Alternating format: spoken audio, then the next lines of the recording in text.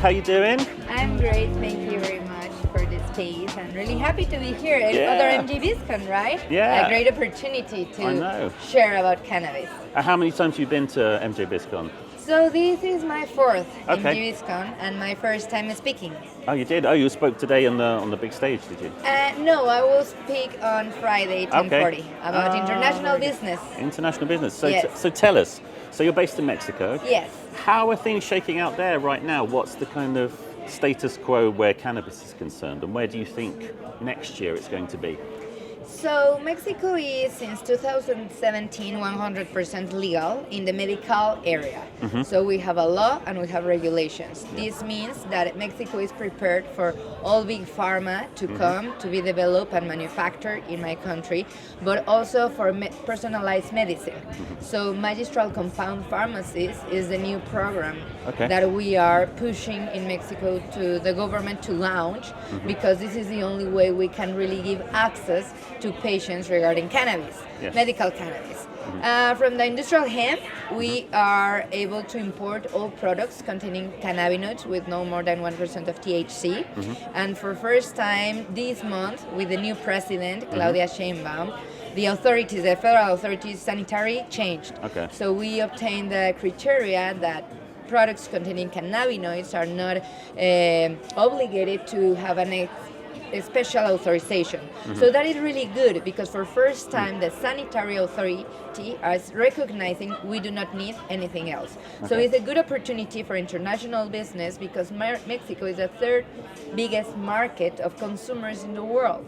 So things are happening, things are moving. Consumers are obtaining their own permits for consumption, but we have auto consumption. We do not have any commercialization of flower or dispensaries. That is the only thing we do not have. Because we've had a medical program in the UK since 2018. Yeah. We've got 40,000 patients Sí. in a nation of 67 million. How many patients are there in Mexico, roughly?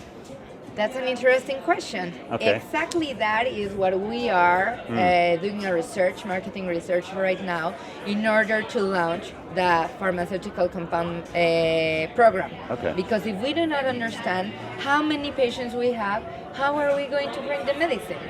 So data is power. And right now, the legislation around the world is struggling because we do not have data. So that is what we are working on. So you're kind of doing the groundwork. But do you think, I mean, the way it works in Britain is that we have clinics, and they're kind of like remote clinics, so it's all telemedicine. And your prescription goes to a farm. It's not like a dispensary farm. Is it a similar model in Mexico? Yes, exactly. That is what we are pushing on. So the physician, the doctor, gives you the prescription, but at the same time is uploading this on a system. The system goes directly to the laboratory. The laboratory elaborates the personalized medicine, and when the patient comes, then it's instant, the exchange, and then you obtain data. And then we are going to have a tool that is going to help to generate more information easier. So again, you're kind of trying to fill the gaps that there aren't at the moment, to understand the scope of the market, to really encourage buoyancy of the market. And with this market, there are international opportunities. Example, if rescheduling happens, then it happens correctly, because can happen. I mean, here in the US. Here in the US, because can happen. Could be amended, the law. But if you don't have secondary regulations that support that, anything is going to move. But if the banking law happens and the tax code change, etc., then companies are going to be able to open investment and finance. So with that money, then Mexico is ready with a regulation for manufacture. Then one of my message to this MGBiscon is, if United States doesn't realize that they don't just have a local federal role in America, but you move the world industry regarding cannabis, then anything is going to happen. So we need the states to move with rescheduling, to open banking, then Mexico can host all that manufacture, and then we can go to Europe. Because even though you have rescheduling, you don't have a medical law. So it's going to serve for nothing. But other interested, political interests. But it right? sounds like there's opportunity and Yes. certain things could change Yes. next year. And again, Exactly. you're sort of. So what do you think will happen kind of next year for cannabis in Mexico? So I see positive that we have a positive new criteria of the authority. Yeah. Also, they changed recently 1 month ago the criteria for the permits of consumption, and they are restricting those permits. Thing that I think is good because we should have permits for consumption, but of course regulated. Yeah. And people was using that for the black market. So it's Right. better to Okay. have Yeah. new regulated and more controlled consumption permits. And it looks like they are going to open the registry of the seed, Okay. because this is what the new permit 2 weeks ago launched says. So things are moving.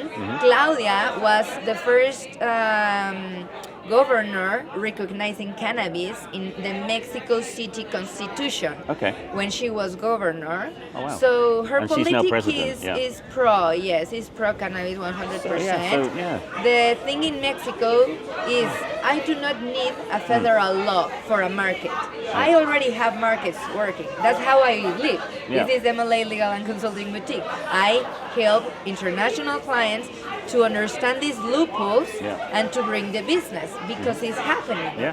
It's happening And- whether they like it or not. Exactly. So, So but it I sounds- think yeah. next year is going to be great for Yeah. Mexico, and I think so. hope if rescheduling happens, we find more opportunities for doing business in the States and Mexico. Very cool. Well, thank you. Let's hope for bigger and better things. Yes, thank you very much Thank for you. your time. Cheers. Thank you. My honor. Yeah. Cool. What do you need? We don't have to get. I don't know. We're just doing this. We just Bye. shake hands, talk. No, thank you. That's awesome.